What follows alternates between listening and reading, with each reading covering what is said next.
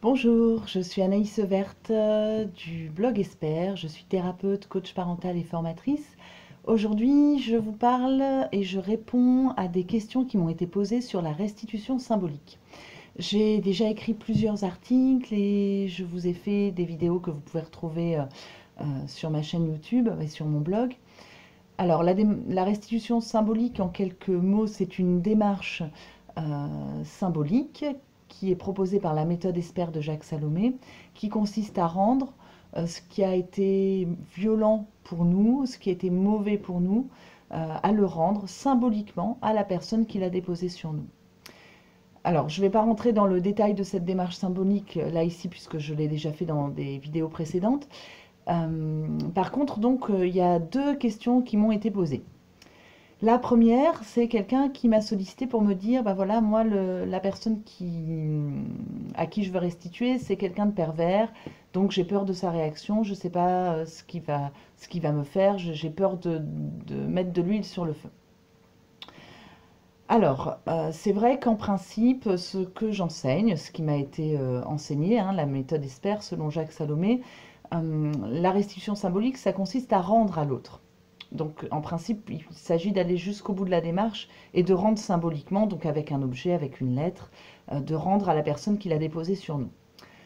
Simplement, il y a une exception, c'est que si vous vous adressez à quelqu'un dont vous avez peur, envers qui vous avez des raisons légitimes d'avoir peur, parce que, par exemple, il y a de la violence conjugale, parce qu'il y a du harcèlement moral, des violences psychologiques, des violences verbales.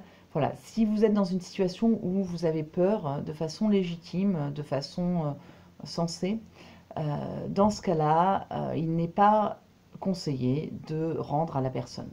Si vous avez l'impression que ça ne va qu'alimenter la violence de l'autre, ce n'est pas la peine de s'engager dans cette démarche jusqu'au bout.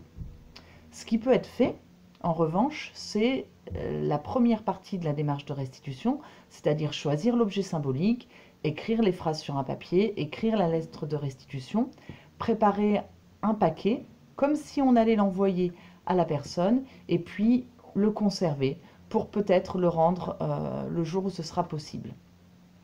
Parfois, le jour où c'est possible, c'est le jour où la personne est morte et on peut faire la restitution sur la tombe. Ça peut arriver. Alors, ce que je veux vous dire, c'est que dans ce cas-là, si on ne restitue pas, c'est par peur de la violence de l'autre. D'accord ? Si par contre c'est parce que vous avez peur de faire de la peine à quelqu'un, il vaut mieux travailler sur votre peur de faire de la peine à quelqu'un. Parce que la restitution symbolique n'a pas pour but de faire de la peine à quelqu'un et on n'est pas responsable de ce qui se produit chez l'autre. Alors, c'est pas toujours facile de savoir, du coup, entre notre imaginaire et la réalité, ce qui est juste.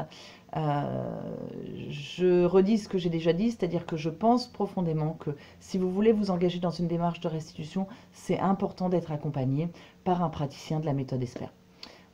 Donc moi, j'accompagne les personnes, donc les personnes me montrent leur lettre de restitution, leur montrent leurs objets et on voit ensemble si c'est juste.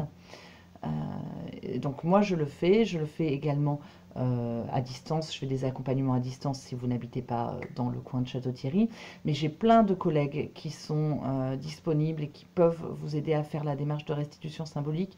Il ne faut pas hésiter à aller voir un professionnel pour faire ça. Voilà, ça c'était la première question qu'on m'a posée.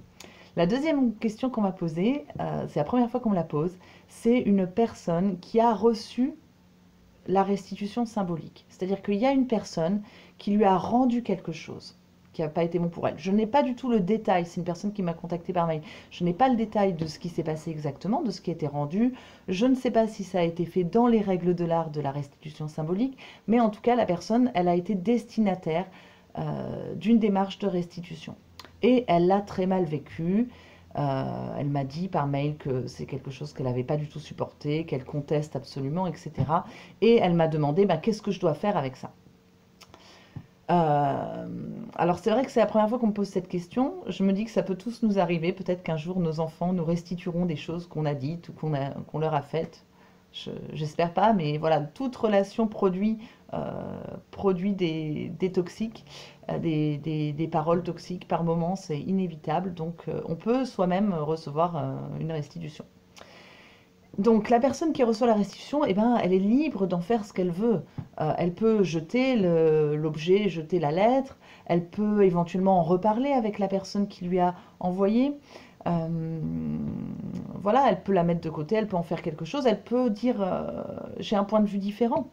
Vous savez, souvent, moi je vois des personnes des patients, des consultants qui me racontent des événements qui ont été douloureux pour eux. Et quand ils en reparlent avec leurs parents, par exemple, si c'est les parents qui ont fait ça, euh, les parents ne se souviennent même pas de ce qui s'est passé. Vous voyez, on n'a pas les mêmes souvenirs, on n'a pas la même mémoire de ce qui s'est passé, on ne met pas l'importance de la même façon, au même niveau. Donc chacun peut avoir une perception différente. Un événement, un même événement peut être vécu de façon complètement différente d'une personne à l'autre. Donc la restitution, en fait, elle n'engage que la personne qui l'a fait, son ressenti, son point de vue, ce qu'elle a, voilà, ce qui s'est passé pour elle à ce moment-là, ça n'engage qu'elle. Et dans la lettre de restitution, d'ailleurs, elle ne dit pas à l'autre, tu as fait ceci ou tu as fait cela. Elle dit, voilà ce que moi j'ai vécu, voilà ce dont je me souviens et voilà ce qui était difficile pour moi. Donc, à l'autre bout de la relation, la personne qui reçoit la démarche de restitution, elle est libre de l'accueillir ou pas. Elle est libre de dire bah, ça me rejoint, ça rejoint mon point de vue ou pas. J'ai un point de vue complètement différent, moi je ne l'ai pas vécu comme ça. Donc c'est tout à fait possible de témoigner de quelque chose de différent. Voilà. C'est toujours pareil en communication. Euh, c'est la personne qui parle ne détient pas la vérité absolue, elle parle pour elle.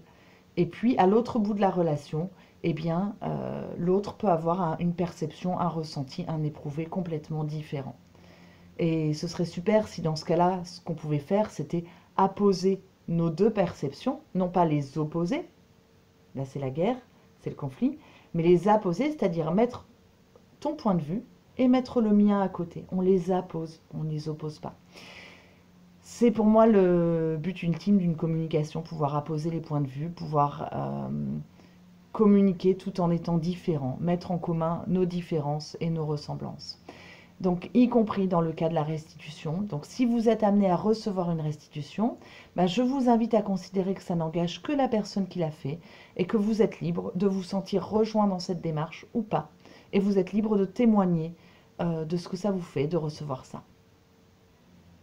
En principe, la restitution, si elle a été bien faite, elle est faite de façon relationnelle, donc ce n'est pas une accusation, c'est simplement une mise en mots et une restitution de quelque chose qui a été douloureux pour la personne. Voilà ce que je voulais vous dire pour les deux questions qui m'ont été posées. Et si vous avez d'autres questions, je vous invite à me les poser dans les commentaires ou en m'envoyant un mail. Je suis tout à fait disposée à répondre à vos questions sur ce sujet qui n'est pas si simple de la restitution symbolique. Voilà, je vous souhaite plein de bonnes choses et je vous dis à bientôt. Au revoir.